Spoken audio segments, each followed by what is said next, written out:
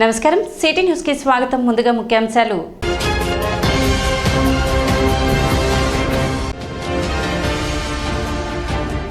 NDA భాగస్వామితో 100 రోజులలో అనేక అభివృద్ధి సంక్షేమ కార్యక్రమాలు పూర్తి చేశాం. మంత్రి నాదెండ్ల మనోహర్ వెల్లడి.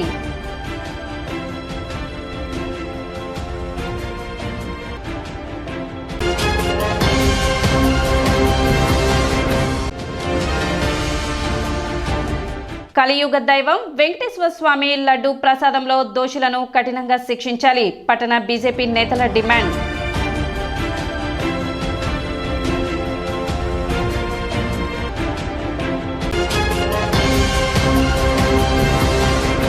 వైసీపీ ప్రభుత్వ హయాంలో తిరుపతి లడ్డు ప్రసాదం అపవిత్రతను నిరసిస్తూ టీడీపీ శ్రేణులు పాదయాత్ర చేపట్టారు. విఎస్ఆర్ కాలేజ్ ఎదురు వినాయక విగ్రహం నుండి వైకుంఠపురం దేవస్థానం వరకు పాదయాత్ర కొనసాగింది. ముందుగా వినాయకుని విగ్రహానికి ప్రత్యేక పూజలు నిర్వహించి అనంతరం పాదయాత్ర ప్రారంభించారు.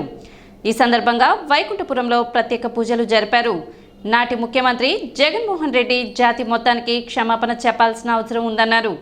కలియుగ దైవం వెంకటేశ్వర స్వామి లడ్డు ప్రసాదం విషయంలో జగన్మోహన్ రెడ్డి చారిత్రాత్మక తప్పిదం చేశారని ఆరోపించారు. ఆ గోవిందునికి జరిగిన అపచారానికి యావత్ భారతవని మొత్తం కుల మతాలకు అతీతంగా ఖండించాల్సిన అవసరం ఉందన్నారు.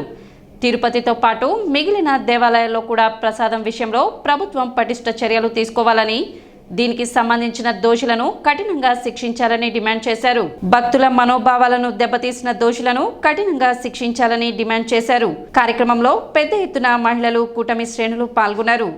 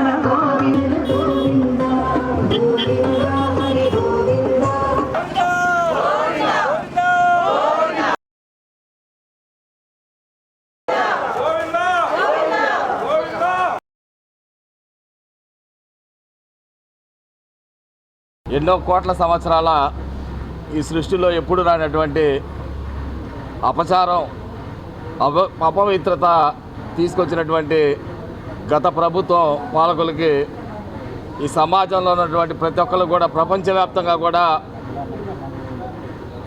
గోవింద నామస్మరణంతో మారుమోగుతుంది.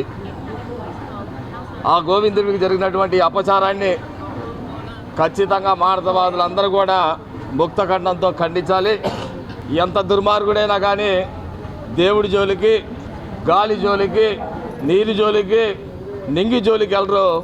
ఈ గత ప్రభుత్వంలో జగన్మోహన్ రెడ్డి నాయకత్వంలో సహజ వనరులు దోచారు, ప్రకృతి వనరులు దోచారు, చివరికి మానవ వనరులు కూడా దోచేసి ఈరోజు అపవిత్ర చేసినటువంటి ఈ దుర్మార్గుల్ని ఖచ్చితంగా ఈ సృష్టి మళ్ళీ బతుకున్నంతకాలం కూడా, ఈ దేవలోకం బతుకున్నంతకాలం కూడా మరొకసారి తప్పు చేయడానికి ఎవడైనా కానీ భయపడే విధంగా ఈనాటి ప్రభుత్వం నారా చంద్రబాబు నాయుడు గారి నాయకత్వంలో కానీ, దేశంలో నరేంద్ర మోడీ గారి నాయకత్వంలో కానీ ఖచ్చితంగా శిక్షించాలి. గోవింద నామస్మరణం ప్రతి ఒక్కళ్ళు చేసుకుంటూ ఉంటారు. అలాంటి తిరుమల వెంకటేశ్వర స్వామి గారి ప్రసాదంలో ఫిష్ ఆయిల్ ఇలాంటివన్నీ కలుస్తుండడం మరి ప్రభుత్వానికి ఏమీ తెలియకుండానే జరుగుతాయని మేము అనుకోవట్లేదు. అంటే దేవుడికి ఇచ్చే నెయ్యిలో ఏమో 320 రూపాయలకి మీరు తూకం వేసినట్టుగా ధరని నిర్ణయించి ఒక మాజీ సీఎం మాత్రం వాడే వాటర్ బాటిల్ వాల్యూ మాత్రం 5,000 రూపాయలు. అలాంటి అవి మాత్రం ఆయన లెక్కలేనట్టు ఎగ్గు పఫ్లకు కూడా 10 కోట్ల పైనే ఖర్చు పెట్టిన ఘనత జగన్మోహన్ రెడ్డి గారికి ఒక్కరికే దక్కిందనమాట. గోవిందుడికే ఎంత అన్యాయం చేసి ఇంత అరాచకాలు చేస్తూ వాళ్ళు ఈ రకంగా చేస్తూ ఉంటే మరి శ్రీశైలంలో అయితేనేమి, అన్నవరంలో అయితేనేమి, కనకదుర్గమ్మ గుడిలో అయితేనేమి వీటన్నిటిలో కూడా ఒక క్రమబద్ధంగా ఇవన్నీ కూడా చర్యలు తీసుకొని వీటన్నిటిలో కూడా సోదాలు జరిపి వీటన్నిటి ఫుడ్లో కూడా ఏం కలుపుతున్నారని చెప్పేసి చంద్రబాబు నాయుడు గారు వీటన్నిటిని కూడా పరిశీలించాలని చెప్పేసి కోరుకుంటూ, కలియుగ దైవమైనటువంటి శ్రీ వెంకటేశ్వర స్వామి సన్నిధిలో లడ్డూల్లో ప్రసాదాల్లో కల్తీ కలిపినటువంటి ఘనత ఈ మాజీ ముఖ్యమంత్రి జగన్మోహన్ రెడ్డికే దక్కింది. ఇతను ముఖ్యమంత్రి అయిన తర్వాత ఈ రాష్ట్రాన్ని దోచేశాడు, పోలవరాన్ని ఆపేశాడు, అమరావతిని ఆపేశాడు.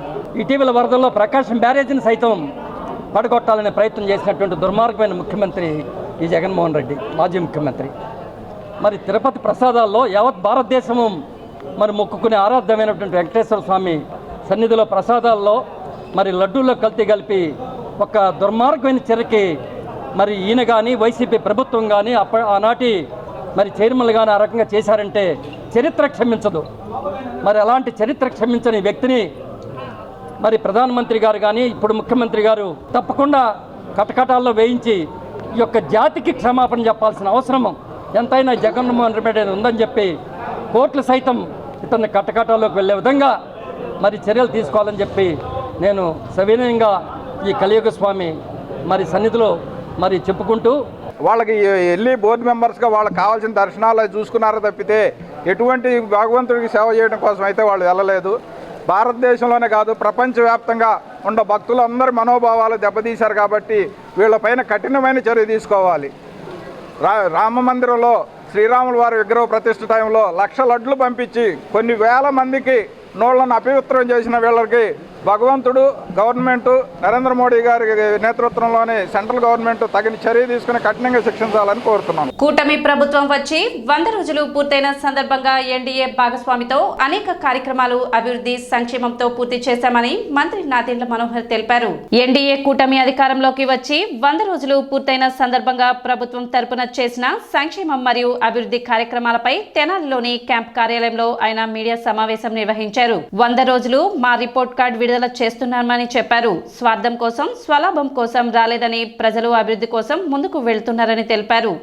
చంద్రబాబు ఆలోచన, పవన్ కొత్త ఆలోచన విధానంతో ముందుకు వెళ్తున్నామని తెలిపారు. ప్రజలతో మమేకమయ్యి ముందుకు వెళ్తున్నామని వారు తెలిపారు. లా అండ్ ఆర్డర్ ఎక్కడ రాజీ పడకుండా సంచలనమైన కేసులు, 60 కిలోలు గంజాయి, 50 మందిపై కేసులు పెట్టినట్లు చెప్పారు. అసాంఘిక శక్తులు ఎవరిని వదిలిపెట్టేది లేదన్నారు. మున్సిపాలిటీని నిర్వీర్యం చేశారు. పుడికితీత తీయని పరిస్థితి. కూటమి ప్రభుత్వంలో పంట కాలువల, మురికి కాలువల ఆధునీకరణ, అక్రమ నిర్మాణాలు ప్రజల సహకారంతో తొలగించామని తెలిపారు. ప్రభుత్వ ఆసుపత్రిలో కూడా మెరుగైన ఫలితాలు వస్తున్నాయి. ఆసుపత్రి మెరుగుపరచడానికి దాతలు కూడా ముందుకు రావాలని పిలుపునిచ్చారు. పొలాలు నీట మునిగి రైతులు తీవ్రంగా నష్టపోయారు. ఎన్యూమరేషన్ జరిగేటప్పుడు ప్రతి రైతు దగ్గరకు వెళ్లి నమోదు చేస్తున్నామని వెల్లడించారు. పంట నష్ట పరిహారం నేరుగా రైతుల ఖాతాల్లో జమ చేస్తామని హామీ ఇచ్చారు. రక్షిత మంచినీటి సరఫరా కోసం ఒక టెక్నికల్ టీం ఏర్పాటు చేస్తున్నట్లు తెలిపారు. ఆర్థిక భారం లేకుండా తెనాలి నియోజకవర్గం అభివృద్ధికి కృషి చేస్తున్నామని వెల్లడించారు. వాట్సాప్ టోల్ ఫ్రీ నెంబర్ 2 రోజుల్లో ఏర్పాటు చేస్తామని, దాని ద్వారా ప్రజల సమస్యలు తెలియజేస్తే బాధ్యతతో చర్యలు తీసుకుంటామని మంత్రి నాదెండ్ల మనోహర్ వెల్లడించారు. కూటమి ప్రభుత్వం 100 రోజులు పూర్తి చేసుకున్న సందర్భంగా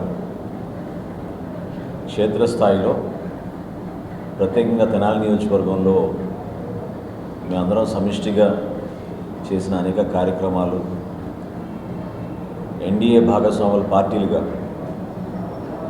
జనసేన, తెలుగుదేశం పార్టీ, భారతీయ జనతా పార్టీ ప్రజలకి మరింత అంకిత భావంతో పనిచేసే విధంగా అనేక కార్యక్రమాలు వారి శ్రేయస్సు కోసం, ఈ ప్రాంత అభివృద్ధి కోసం, సంక్షేమం కోసం చాలా మనస్ఫూర్తిగా మా వంతు మేము కృషి చేశాం. మొదటి రోజు నుంచి మనం ఏ విధంగా చేశాం, ఇంకా దానికన్నా భిన్నంగా ఇంకా బాగా చేయగలుగుతామా కొన్ని కార్యక్రమాలు అనే దానిపైన ఒక ప్రణాళిక సిద్ధం చేసుకుని ప్రజలకి మరింత మెరుగైన మంచి పరిపాలన అందించాలనే తపన తప్ప వేరేదేమీ లేదు. గతంలో జరిగిన కొన్ని రిజిస్టర్ అయిన కేసులు కొన్ని ఛేదించగలిగారు. సంచలనంగా మారిన 2-3 కేసులు తెనాలి నుంచి చాలా బాగా పనిచేశారు మన పోలీస్ అధికారులు డిఎస్పీ గారి నాయకత్వంలో. అదేవిధంగా గంజాయి విషయంలో దాదాపు 50 మందిని అరెస్ట్ చేశారు. 60 కిలోలు పైన గంజాయి పట్టుకోవడం జరిగింది. 100 రోజుల్లో ఖచ్చితంగా తెనాలిని మనం ప్రక్షాళన చేయాలి గంజాయి విషయంలో అనే పట్టుదలతో చేసిన కార్యక్రమాల్లో ఒక 80% వరకు మాత్రం ఖచ్చితంగా మనం ఆ కార్యక్రమాన్ని విజయవంతం చేయగలిగాం. ఇంకా కొంతమంది ఉన్నారు, కొన్ని ప్రాంతాల్లో తిరుగుతూనే ఉన్నారు వాళ్ళు. ఈరోజు ఉదయం కూడా నేను సమీక్షించినప్పుడు చాలా క్లియర్గా చెప్పాను, ఎట్టి పరిస్థితుల్లో కూడా ఎవరైతే హ్యాబిచువల్గా అఫెండర్స్ అంటారు, అంటే ప్రతిసారి వీళ్ళే ఈ కార్యక్రమాలు చేస్తూ ఉంటారు క్రైమ్లో, వాళ్ళని మాత్రం వదిలే ప్రసక్తే లేదు. వాళ్ళ ప్రాపర్టీస్ సీజ్ చేయాల్సిన అవసరం ఉంటే చేద్దాం, అంతేగాని తెనాల్లో మాత్రం ఆ ప్రక్షాళన ఖచ్చితంగా 10-15 రోజుల్లోనే మనం ఆ 100% చేరే విధంగా మేము అన్ని విధాలుగా చర్యలు తీసుకుంటాం.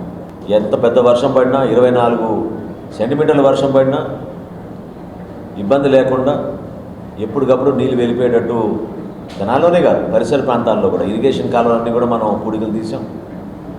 గ్రామాల్లో రైతాంగం ఎక్కడ కూడా ఇబ్బంది పడకుండా ప్రభుత్వం నుంచి మనం చేయగలిగే కార్యక్రమాలతో పాటు అన్ని కార్యక్రమాల్లో కూడా సమాజ సేవతో చాలామంది పెద్దలు కలిసి వచ్చారు ముందుకి. మనస్ఫూర్తిగా నేను అభినందిస్తున్నాను. కష్టాల్లో ఉన్నప్పుడు మనం కూడా ప్రజల్ని ఆదుకోవాలనే భావన అందరిలో కలుగుతోంది. అది చాలా మనం స్వాగతించాల్సిన అంశం. మనం రాబోయే రోజుల్లో కొన్ని కార్యక్రమాలు కలిసి చేసుకుందాం. ప్రభుత్వం చేసే కార్యక్రమాల్లో ఇక్కడ ఎవరైతే స్థిరపడ్డారో, బాగా వ్యాపారాలు చేసుకుంటున్నారో వాళ్ళందరూ కూడా ఒక అడుగు ముందుకేసి వాళ్ళ వంతు వాళ్ళు కూడా సహాయం అందించే విధంగా రావాలి ముందుకి. తెనాలి ప్రభుత్వ ఆసుపత్రిలో ఉన్న వివిధ విభాగాల్ని, అక్కడ ఉన్న పరికరాల్లో ఈ రోజుల్లో మనకున్న ఆర్థిక ఇబ్బందుల వల్ల పూర్తి స్థాయిలో మనం తీసుకురాలేం. పెద్ద పెద్ద పరికరాలు నేను తీసుకొస్తాను, సిటీ స్కానింగ్ కానీ ఇతర అంశాలు కానీ అక్కడ రెగ్యులర్గా జరగాల్సిన కార్యక్రమాలు పేద ప్రజలకి మనం మెరుగైన వైద్య సేవలు అందించాలన్నప్పుడు తప్పకుండా ఇందులో దాతల సహకారం అవసరం.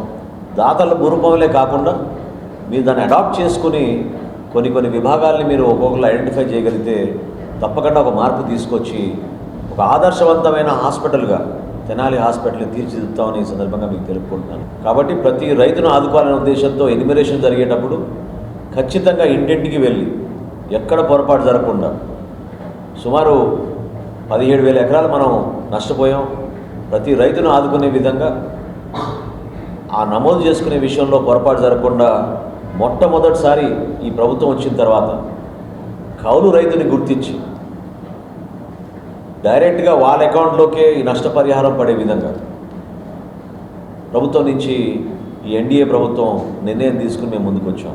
పవన్ కళ్యాణ్ గారు స్వయంగా 5 కోట్ల రూపాయలు విరాళం ఇచ్చి రాష్ట్ర వ్యాప్తంగా ఎవరైతే ఆత్మహత్య చేసుకున్నారో కౌలు రైతులు వారి కుటుంబాలను ఆదుకోవడానికి మేము జిల్లాల వారీగా మేము పర్యటించి ₹1,00,000 చొప్పున ఆ కుటుంబాలని గతంలో మేము ఆదుకున్నాం. ఈ ఎన్యుమరేషన్ జరిగినప్పుడు ఈ పంట ద్వారా నమోదయ్యే విధంగా ప్రతిరోజు నేను సమీక్షించి అధికారులతోటి వాళ్ళందరికీ కూడా న్యాయం జరిగే విధంగా మనం చేసాం. దాదాపు 97% నమోదైంది, మనకి ఎక్కడ పొరపాటు లేకుండా. 25వ తారీఖు నుంచి ఎప్పుడైతే నిధులు విడుదల చేసి వీళ్ళందరి ఖాతాలకు డబ్బులు చెల్లిస్తామో వాళ్ళందరికీ నష్టపరిహారం కొంతవరకు వాళ్ళకి ఆ వెసులుబాటు చేసే విధంగా మేము ముందుకెళ్తున్నాం. గుంటూరులో ఉన్న పబ్లిక్ హెల్త్ డిపార్ట్మెంట్ అధికారులు మన మున్సిపల్ అధికారులని సమాయత్తం చేసి కొత్తగా మన మున్సిపాలిటీలో ఒక టెక్నికల్ టీము కేవలం మంచినీటి సరఫరా గురించి ఏర్పాటు చేయబోతున్నాం. దీని ద్వారా ప్రతిరోజు పర్యవేక్షించుకుని ఎక్కడ కూడా పొరపాటు లేకుండా కొత్తగా పైప్ లైన్లు వేసుకుని ప్రతి ఇంటికి కూడా నీటి సరఫరా చేసే విధంగా సిద్ధమవుతున్నాం. ఎందుకంటే గతంలో 2012లో నేను ఈ రక్షిత మంచినీటి పథకం తీసుకొచ్చినప్పుడు మనం ఆ రోజు 30 మిలియన్ లీటర్లు అంటే 3 కోట్ల లీటర్లు పర్ డే సామర్థ్యం కలిగిన వ్యవస్థను ఏర్పాటు చేశాం. దాన్ని ఈ రోజుకి కూడా పూర్తిగా మనం ఉపయోగించుకోలేకపోగా ఉన్న వ్యవస్థని కూడా వీళ్ళు సక్రమంగా అందించలేకపోయారు. సో దీనిపైన అదేవిధంగా కొలిపర మండలంలో కూడా 76 లక్షల రూపాయలతోటి కొత్తగా అక్కడ మోటార్లు కూడా ఎత్తుపోయారు అక్కడైతే కొలిపరలో. సో అక్కడ ఉన్న వ్యవస్థని మళ్ళీ ప్రజలకి అంకితం చేసే విధంగా అక్కడ కూడా అంచనాలు వేయించి అమౌంట్ శాంక్షన్ చేయించి వీటన్నిటికీ రిపేర్లు చేసుకుని త్వరగా ఎంత ఫాస్ట్గా చేయగలదో ఫాస్ట్గా అందరికీ అందించే విధంగా రక్షిత మంచినీటి పథకం ఆ కార్యక్రమం కూడా తీసుకొచ్చాం. పవన్ కళ్యాణ్ గారి ఆలోచన మేరకు రాష్ట్ర వ్యాప్తంగా ఒకే రోజున 13,632 పంచాయతీల్లో గ్రామ సభలు నిర్వహించి ఒక అద్భుతమైన కార్యక్రమం చేశాం. తెనాలి నుంచి మంగళగిరి చేయాల్సిన 4 లేన రహదారి, ప్రతి ఇంటికి నీటి కొలాయి,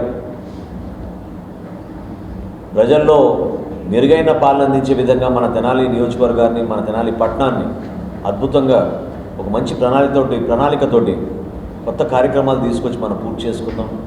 నిర్మాణాలు చేయాలి, భవనాలు కట్టాలి, ఉద్యోగ అవకాశాలు కల్పించాలి. తెనాల్లో ఖచ్చితంగా స్కిల్ డెవలప్మెంట్ సెంటర్ ఒకటి తీసుకొచ్చి యువత కోసం ఉపాధి కల్పించే విధంగా మేము ఒక ప్రణాళిక సిద్ధం చేశాం. అది కూడా ఇంప్లిమెంట్ చేయబోతున్నాం. తెనాలి నియోజకవర్గానికి ప్రత్యేకంగా ఒక టోల్ ఫ్రీ నంబర్, అంటే వాట్సాప్ నెంబర్ ఒకటి ఏర్పాటు చేయబోతున్నాం. పౌరులు ఎవరైనా సరే వాళ్ళకి సమస్య ఉంటే ఆ వాట్సాప్ గ్రూప్లో మా ఆఫీస్ నుంచి, కమిషనర్ ఆఫీస్ నుంచి తహసీల్దార్లు, ఎంపీడీఓలు, డిఎస్పీ గారు, ఇన్స్పెక్టర్లు వీళ్ళందరూ ఆ గ్రూప్లో ఉంటారు. సో ఎటువంటి సమస్య వచ్చినా ప్రత్యేకంగా మీరు ఇందాక అన్నట్టు ఇంకా కొన్ని కాలనీల్లో గంజాయి సరఫరా జరుగుతోంది, కొంతమంది ఆ వ్యాపారం చేస్తున్నారనే సమాచారం మీకు ఉంటే దయచేసి మీరు ఆ ఇన్ఫర్మేషన్ షేర్ చేయండి. 2-3 రోజుల్లోనే ఆ వాట్సాప్ నంబర్ ప్రజలకు తెలిసే విధంగా మేము ప్రారంభిస్తాం. ఇది మంచి ప్రభుత్వంలో భాగంగా కూటమి నాయకులు పట్టణంలో పర్యటించారు. ప్రభుత్వం వచ్చి 100 రోజులు పూర్తయిన సందర్భంగా 7వ వార్డులో ఇంటింటికి తిరిగి ప్రభుత్వ పాలన మరియు పథకాల గురించి వివరించారు. కార్యక్రమంలో కూటమి నాయకులు ఇస్మాయిల్, చెదల్వాడ వేణు, బాలాజీ, పునారావు, వీరయ్య పాల్గొన్నారు. ముఖ్యంగా ఈ 100 రోజుల్లో ప్రభుత్వం ఏదైతే పెన్షన్లు 1000 రూపాయలు పెంచి 4000 రూపాయలు చేయడం, అలాగే నిరుద్యోగులకి మెగా డిఎస్సితో పాటు ఒకే నెల 1వ తారీఖున ఉద్యోగులందరికీ జీతాలు రావడం, ప్రతి నెల పేదల కోసం రాష్ట్ర వ్యాప్తంగా 5 రూపాయలతో ఆకలి తీర్చే 175 అన్నా క్యాంటీన్లను ప్రారంభించడం, ల్యాండ్ టైటిలింగ్ యాక్ట్ని రద్దు చేయడం, అట్లానే చెత్త పన్ను రద్దు చేయడం, ఏదైతే ప్రభుత్వం ఈ 100 రోజుల్లో చర్యలు తీసుకుందో అవన్నీ కూడా తెలియజేస్తున్నాము. అలాగే రాబోయే రోజుల్లో మేము అమలు చేయాల్సిన హామీలు, పెండింగ్ హామీలు ఏమైతే ఉన్నాయో వాటిని కూడా సమయానుకూలంగా సందర్భాన్ని బట్టి ఎట్లా అయితే ఆర్థిక పరిస్థితులను చూసుకొని అమలు చేయగలుగుతామో అవి కూడా వివరిస్తూ ప్రతి ఒక్కరికి కూడా గడప గడపకు వెళ్ళి ఈ విషయాలను తెలియజేయడం జరిగింది. ప్రజలు కూడా చాలా ఇంటింటికి వెళ్ళి ఈ విషయాలను తెలియజేయడం జరిగింది. కలియుగ దైవం వెంకటేశ్వర స్వామి లడ్డు ప్రసాదంలో దోషులను కఠినంగా శిక్షించాలని పట్టణ బీజేపీ నేతలు డిమాండ్ చేశారు. సాక్షాత్తు రాష్ట్ర ముఖ్యమంత్రి లడ్డూ ప్రసాద విషయంలో కల్తీ జరిగిందంటూ మాట్లాడారు కాబట్టి దీనిపై సమగ్ర దర్యాప్తు చేపట్టి దోషులను శిక్షించాలని వారు డిమాండ్ చేశారు. దేవాలయాలను వాటికి సంబంధించిన బోర్డులకు అప్పగించాలని ఉప ముఖ్యమంత్రి పవన్ కళ్యాణ్ మాట్లాడారని, తదనుగుణంగా చర్యలు తీసుకొని దేవాలయాలను రాజకీయ పునరావాసాలు కాకుండా చేసి సనాతన ధర్మాన్ని పాటించే వారికి అప్పగించాలని బీజేపీ నేతలు కోరారు. ఏ ప్రభుత్వమైనా దేవాలయాల పరిశుభ్రత, పవిత్రతను కాపాడే విధంగా ముందుకు తీసుకువెళ్లాలని, లడ్డూ ప్రసాదం కల్తీకి పాల్పడిన వారిని శిక్షించాలని బీజేపీ నేతలు అడపా సంపత్రాయుడు, పాటిమళ్ల రామకృష్ణ డిమాండ్ చేశారు. ఈరోజు దేశవ్యాప్తంగా కలియుగ దైవం శ్రీ వెంకటేశ్వర స్వామి యొక్క లడ్డూ ప్రసాదం గురించి ఒక చర్చ జరుగుతూ ఉందో, దీనిలో ఎవరైతే దోషులు ఉంటారో వాళ్ళని కఠినంగా శిక్షించాలని భారతీయ జనతా పార్టీ తరఫున మేము డిమాండ్ చేస్తూ ఉన్నాం. అదేవిధంగా ఈ రాష్ట్ర ముఖ్యమంత్రి చంద్రబాబు నాయుడు గారు ఏదైతే ఆరోపణ చేశారో ఆయన సాక్ష్యాలు లేకుండా ఏం చేయరు. అలాంటి వ్యక్తి మాట్లాడారు కాబట్టి దీని మీద ఒక సమగ్ర విచారణ జరిగి తప్పనిసరిగా ఏదో దీన్ని తూతుమంత్రంగా ముగించడం కాకుండా తప్పనిసరిగా దోషులందరినీ కూడా శిక్షించాలని, అదేవిధంగా మన డిప్యూటీ సీఎం పవన్ కళ్యాణ్ గారు కూడా ఈ విషయంలో గొప్ప మాట మాట్లాడారు. ఏదైతే ఉందో దీన్ని తప్పనిసరిగా దోషుల్ని శిక్షించాలి. అదేవిధంగా ఈ బోర్డులు ఏవైతే ఉన్నాయో, ఈ యావత్ హిందూ సమాజం యొక్క లేదా దేవాలయాల బోర్డులు ఏవైతే ఉన్నాయో అవన్నీ కూడా సనాతన హిందూ ధర్మాన్ని పాటించే వారి చేతుల్లో ఉంటే మాత్రమే ఇలాంటి దోషాలు జరగకుండా ఉంటాయి. అదేవిధంగా రాజకీయ నాయకులు ఈ హిందూ దేవాలయాలని పునరావాస కేంద్రాలుగా కాకుండా అన్ని రాజకీయ పార్టీలకి కూడా ఈ సందర్భంగా విజ్ఞప్తి చేస్తూ ఉన్నాం. ఈ బోర్డులు ఏవైతే ఉన్నాయో ఈ దేవాలయాల బోర్డులు రాజకీయ పునరావాస కేంద్రాలు కాకుండా హిందూ ధర్మాన్ని, అదేవిధంగా భక్తులకు దైవాన్ని చక్కగా సందర్శించేందుకు వీలుగా ఇవన్నీ కూడా సనాతన ధర్మాన్ని పాటించే వారి చేతుల్లో ఇవ్వాల్సిందిగా కూడా మేము డిమాండ్ చేస్తూ ఉన్నాం. యావత్ ప్రపంచం కూడా ఒక్కసారిగా దిగ్భ్రాంతికి గురైన సంఘటన.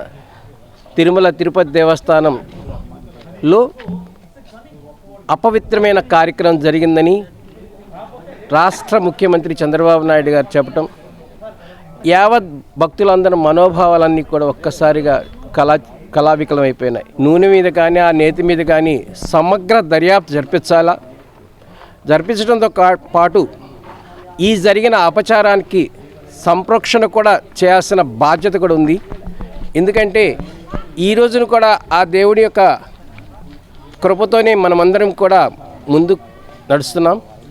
అలాంటి దేవదేవుణ్ణి ప్రసాదంలో ఇటువంటి అపశృతి జరగటం, దానికి ప్రభుత్వాలు ఎవరైనా సరే, ఏ ప్రభుత్వం ఉన్నా సరే, ఈ రోజున ఈ కార్యక్రమంలో నేను కొద్ది రోజులే పాల్గొన్నాను. దానికి ప్రాయశ్చిత్తంగా 11 రోజులు నేను ప్రాయశ్చిత్త దీక్ష చేస్తానని చెప్పి పవన్ కళ్యాణ్ గారు చెప్పడం చాలా సంతోషదాయకం. భారత్ వికాస్ పరిషత్ తెనాలి శాఖ ఆధ్వర్యంలో వరద ముంపు బాధితులకు నిత్యావసర వస్తువులను పంపిణీ చేశారు.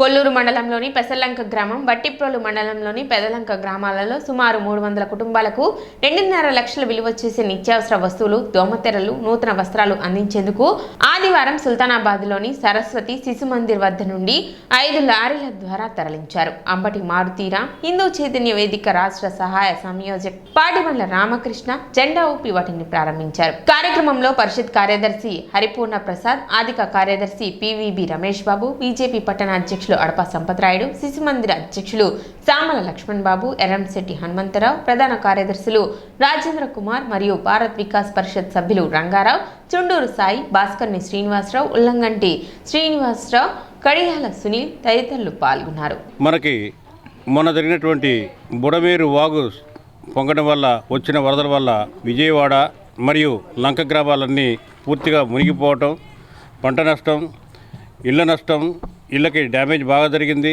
వస్తువులన్నీ దాదాపుగా పాడైపోయినాయి. తినడానికి ఉన్నటువంటి గింజలు కూడా పాడైపోయినాయి. అలాంటి సందర్భంలో మా భారత్ వికాస్ పరిషత్తు మరియు సేవాభారతితో కలిపి గత వారం రోజుల క్రితం దాదాపుగా 5 లక్షల రూపాయల కిట్లు పెసర్లంక గ్రామము, సుగ్గలంక గ్రామము, కొల్లూరు లంక గ్రామాలు, కొల్లిపర లంక గ్రామాల్లో కూడా ఇవ్వడం జరిగింది. మరియు రెండో విడతగా ఈరోజు భారత్ వికాస్ పరిషత్తు అదాని గ్రూప్ వారితో కలిపి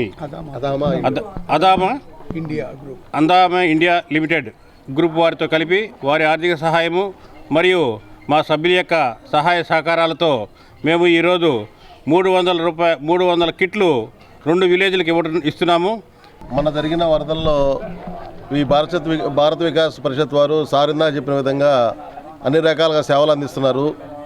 దానిలో భాగంగా వారు మా హైదరాబాద్ ఆఫీస్కి కన్సల్ట్ అయినప్పుడు కార్పొరేట్ బాధ్యతగా మేము కూడా వారికి కొంత ఆర్థిక సాయం చేసి ఉన్నాము. విజయవాడ కూడా చేస్తున్నాము. ఆల్రెడీ అది డిస్ట్రిబ్యూషన్ చేశారు. ఇవాళ ఈ వరద బాధితులకి ఈ ఆర్థిక సాయం మా ద్వారా భారత్ వికాస్ పరిషత్ వారు చేయడం చాలా ఆనందంగా ఉంది. అదేవిధంగా మా అదామా కంపెనీ వ్యాపారంతో పాటు ఎప్పుడు కూడా రైతులకి, పేదలకి సేవ చేయడానికి అందుబాటులో ఉంటాము. పేద ప్రజలకి, రైతులకి ఏ ఆపద వచ్చినా ఆదుకోవడానికి ఎప్పుడూ అందుబాటులో మేము ముందుంటామని ఈ సందర్భంగా తెలియజేయడానికి ఆనందపడుతున్నాము. కాకతీయ కోఆపరేటివ్ సొసైటీ సర్వసభ్య సమావేశం ఆదివారం జరిగింది. కొత్తపేటలోని ఎన్జిఓ కళ్యాణ మండపంలో జరిగిన ఈ సమావేశానికి సొసైటీ చైర్మన్ డిఎల్ కాంతారావు అధ్యక్షత వహించారు. సొసైటీ సీఈఓ కనమర్లపూడి ఝాన్సీ సభకు ఆడిట్ అకౌంట్ సమర్పించారు. 24 సంవత్సరాల క్రితం స్థాపించబడి ప్రభుత్వంచే గుర్తింపు పొందిన కాకతీయ కోఆపరేటివ్ సొసైటీ సభ్యులకు, ఖాతాదారులకు విలువైన సేవలు అందిస్తూ ప్రతి సంవత్సరం లాభాలను ఆర్జిస్తుందని తెనాలి, కొల్లూరు, గుంటూరు, కొల్లిపర, అంగలకుదుర్నందు సొంత భవనాల్లో బ్రాంచీలను మరియు బాపట్ల, రేపల్లె, మంగళగిరి, చెరుకుపల్లి, పొన్నూరులలో బ్రాంచీలను ఏర్పాటు చేసినట్లు ఆయన తెలిపారు. 2023-24 సంవత్సరానికి గాను సుమారు 2.5 కోట్ల పైగా లాభాలను ఆర్జించినట్లు సొసైటీ చైర్మన్ కాంతారావు తెలిపారు. అదేవిధంగా సొసైటీ ఖాతాదారులకు అందిస్తున్న సేవలను ఆయన వివరించారు. కార్యక్రమంలో భాగంగా 6 సిగ్మాస్ చెస్ అకాడమీ విద్యార్థులను అభినందించి నగదు ప్రోత్సాహకాలను అందజేశారు.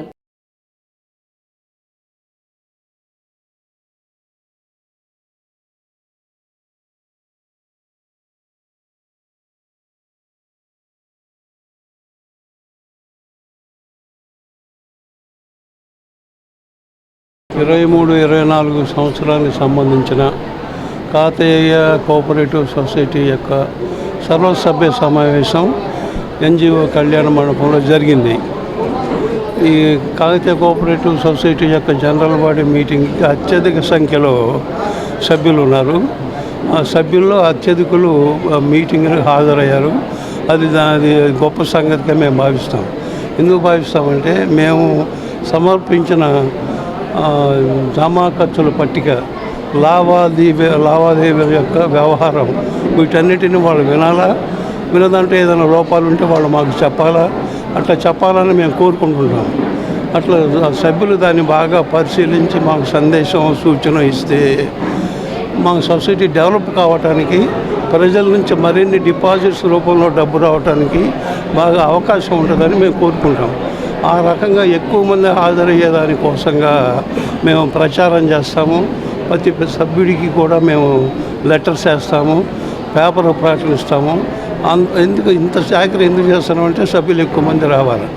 అదృష్టవశాత్తు మేనేజ్మెంట్ చేసిన కష్టం ఫలితంగా ఎక్కువ మంది సభ్యులు వచ్చారు. ఇవాళ కాకతీయ సిబ్బందికి క్వార్టర్స్ ఎక్కడైనా భూమి చూసి, ఆ భూమి చూసినటువంటి ప్లేస్లో క్వార్టర్స్ నిర్మాణం చేసి మీ సిబ్బందికి ఇస్తే అది ఒక ఎసెట్గా మారుతుంది. ఎంఆర్పీఎస్ వ్యవస్థాపక అధ్యక్షులు మందకృష్ణ మాదిగకు తెనాలిలో ఘన స్వాగతం లభించింది. ఎస్సీ వర్గీకరణకు అనుకూలంగా సుప్రీంకోర్టు తీర్పు ఇచ్చిన నేపథ్యంలో స్థానిక మార్కెట్ యార్డ్లో ఏర్పాటు చేసిన ఆత్మీయ సమ్మేళనం కార్యక్రమంలో పాల్గొనడానికి వచ్చిన ఆయనకు తెనాలి 4 వరుసల రోడ్లలో నిర్వాహక ప్రతినిధులు పెద్ద సంఖ్యలో సంఘీయులు ఎదురేగి స్వాగతం పలికారు. దారి పొడవునా ప్రజలకు అభివాదం చేసుకుంటూ ఆయన ముందుకు సాగారు. ఈ సందర్భంగా ఆయన మాట్లాడుతూ కాంగ్రెస్ పార్టీ వర్గీకరణకు వ్యతిరేకంగా నడుస్తుందని, అలాగే వైసీపీ అధినేత జగన్మోహన్ రెడ్డి వర్గీకరణ జరగకుండా అడ్డుకునే ప్రధాన శక్తి అని ఎంఆర్పీఎస్ వ్యవస్థాపకులు మందకృష్ణ మాదిగ అన్నారు. కాంగ్రెస్లో మాలల ప్రాబల్యం ఉందని, కొప్పుల రాజు, జేడి శీలం, పనపాక లక్ష్మీలు గతంలో వర్గీకరణను అడ్డుకున్నారని, ఇప్పుడు కూడా కాంగ్రెస్లో మల్లికార్జున ఖర్గే వంటి శక్తులు పనిచేస్తున్నాయని అన్నారు. ముఖ్యమంత్రి చంద్రబాబు నాయుడు ఎన్నికల ముందు, ఎన్నికల తర్వాత కూడా సుప్రీంకోర్టు తీర్పు రాకమునుపే అనేక బహిరంగ సభల్లో వర్గీకరణ చేస్తామని మాట ఇచ్చారని, దానిని ఆయన నిలబెట్టుకోవాల్సిన బాధ్యత ఉందన్నారు. ఇందుకు మాదిగలంతా సమాయత్తం కావాలని ఆయన పిలుపునిచ్చారు.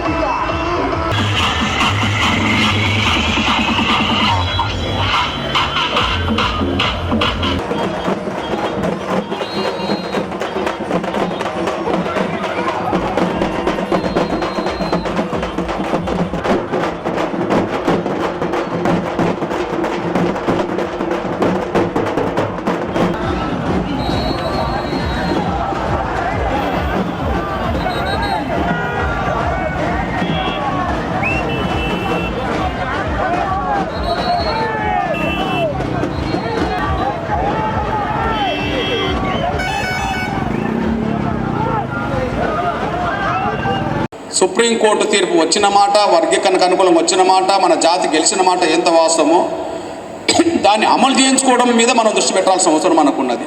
కానీ మనది 2004లోనే వర్గీకరణ రద్దయింది కనుక ఇప్పుడు తిరిగి 2024లో తీర్పు వర్గీకరణకు అనుకూలంగా వచ్చింది కనుక రాష్ట్ర ప్రభుత్వాలకి అధికారం లేదని చెప్పి ఆనాడు వచ్చిన తీర్పు తప్పుబట్టి ఎస్సీ వర్గీకరణ చేసుకునే అధికారం రాష్ట్రాలకే ఉన్నదని చెప్పి స్పష్టమైన తీర్పు రావడంతో ఇప్పుడు వర్గీకరణ చట్టాన్ని ఉమ్మడి ఆంధ్రప్రదేశ్లో అమలు చేయించుకున్న మనం ఇప్పుడు 2 తెలుగు రాష్ట్రాల్లో అమలు చేయించుకోవడానికి మన ప్రయత్నాన్ని మనం వేగవంతం చేయాల్సిన అవసరం ఉన్నది. అందరికంటే ముందు దేశంలో వర్గీకరణ అమలు చేసే మొదటి రాష్ట్రంగా మేమే ఉంటామని చెప్పి తెలంగాణ రాష్ట్ర ముఖ్యమంత్రి సోదరులు రేవంత్ రెడ్డి గారు ప్రకటన చేశారు. గౌరవ నారా చంద్రబాబు నాయుడు గారు ముఖ్యమంత్రి ఉన్నాడు. ఉమ్మడి ఆంధ్రప్రదేశ్లో ఎస్సీ వర్గీకరణ అతనే చేశాడు. ఆనాడు చంద్రబాబు నాయుడు గారు ప్రభుత్వం ఉన్నంత వరకు వర్గీకరణ అమలు జరిగింది.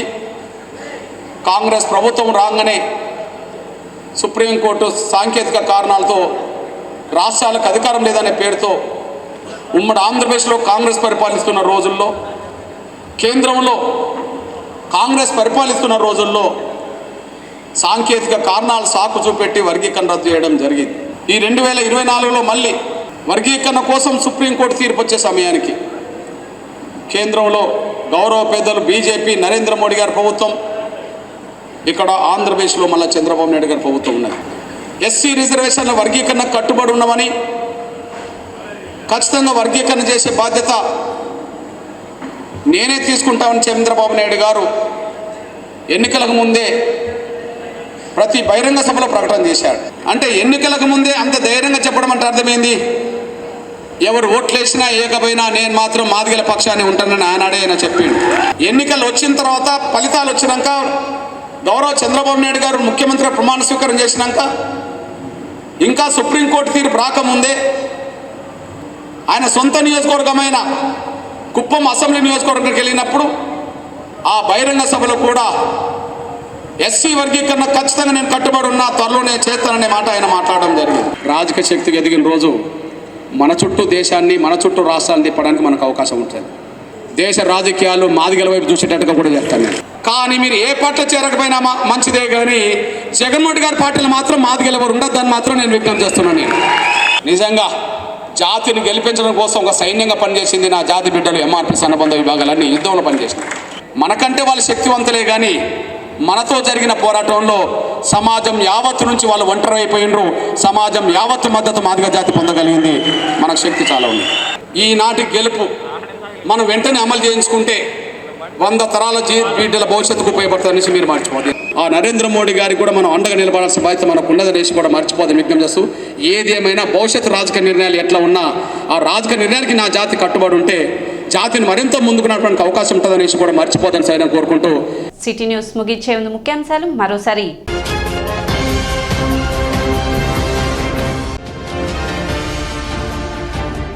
ఎన్డీఏ భాగస్వామితో 100 రోజులలో అనేక అభివృద్ధి సంక్షేమ కార్యక్రమాలు పూర్తి చేశాం. మంత్రి నాదెండ్ల మనోహర్ వెల్లడి.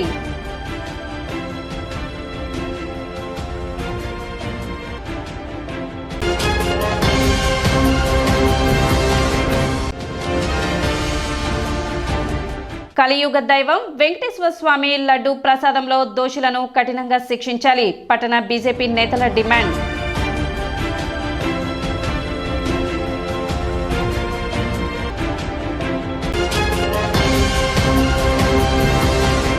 సిటీ న్యూస్ ఇంతటితో సమాప్తం. నమస్కారం.